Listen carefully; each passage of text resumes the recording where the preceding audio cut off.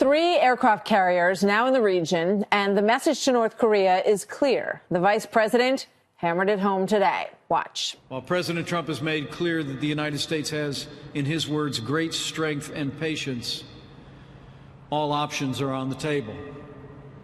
Our enemies should never doubt the capabilities of the armed forces of the United States of America. Anyone who would threaten our nation should know that America always seeks peace. But if we are forced to defend ourselves or our allies, we will do so with military power that is effective and overwhelming.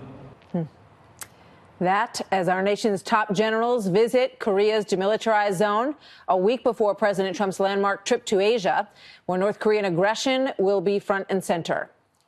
Behind me, to the north, an oppressive regime that shackles its people, denying their freedom, their welfare, and their human dignity in pursuit of nuclear weapons and the means of delivery in order to threaten others with catastrophe. The pursuit of nuclear weapons will undermine rather than strengthen North Korea's security. The warning comes from U.S. Defense Secretary Jim Mattis during a visit in Seoul. Mattis warned that Pyongyang's military capacity was nothing compared to that of the U.S.-South Korean alliance.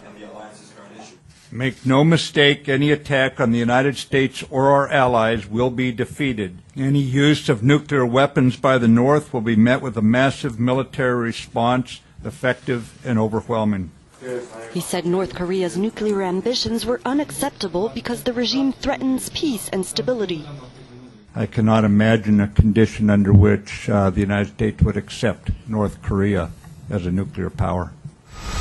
On a trip to the inter-Korean demilitarized zone, Mattis stressed that America would prefer a diplomatic solution to the crisis, while his South Korean counterpart dismissed the idea of bringing back U.S. tactical nuclear weapons to the peninsula. President Trump will be visiting the region early next month. Turn now to Japan, where the 15th China-Japan Security Dialogue has been held in Tokyo. Chinese Assistant Minister of Foreign Affairs Kong Xuanyou and Japanese Senior Deputy Minister for Foreign Affairs Takeo Akiba co-chaired the dialogue. The two sides exchanged views on the regional and world security situation, as well as bilateral security matters. China says it will steadfastly adhere to peaceful development and comprehensive sustainable security. Japan says it will continue to be a peaceful country and stick to a defense-only posture and the 3 non-nuclear principles.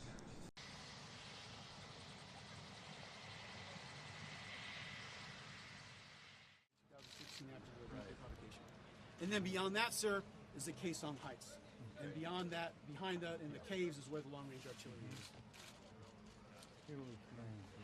I think the minister's going to explain. And as the U.S. Secretary of State Tillerson has made clear, our goal is not war, but rather the complete, verifiable, and irreversible denuclearization of the Korean Peninsula.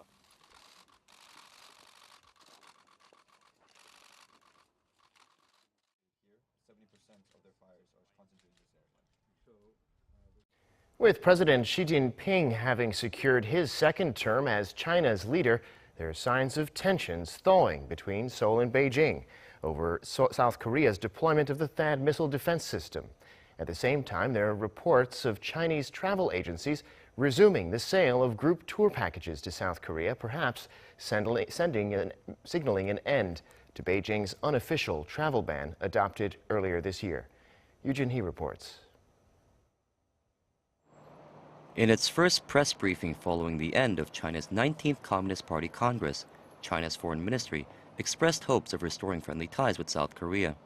Ministry spokesperson Geng Shuang said Beijing wanted to work out its differences with Seoul, adding that bilateral relations have brought many tangible economic and trade benefits to both countries. We are willing to work with South Korea to overcome the obstacles in the development of bilateral ties, resume friendly exchanges in all fields step by step, and push forward with a steady and sound China-South Korea relationship. These comments and other recent developments have indicated that South Korea and China are looking to bury the hatchet over Seoul's deployment of a U.S. THAAD anti-missile battery. On Tuesday, the two countries' defense ministers held talks on the sidelines of the ASEAN Security Forum, the first such meeting in 2 years.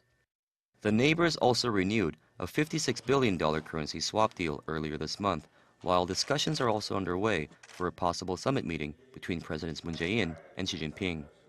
Beijing's unofficial travel ban to South Korea may also be coming to an end, with reports emerging that Chinese travel agencies are resuming the sale of group tour packages to the country. The new advertisements promoting travel to South Korea are the first of their kind seen in 7 months, when Beijing began engaging in economic reprisals in protest of Seoul's THAAD deployment. South Korea's tourism industry had suffered a heavy blow over the fallout, with the number of Chinese tourists plunging by more than half between March and August of this year.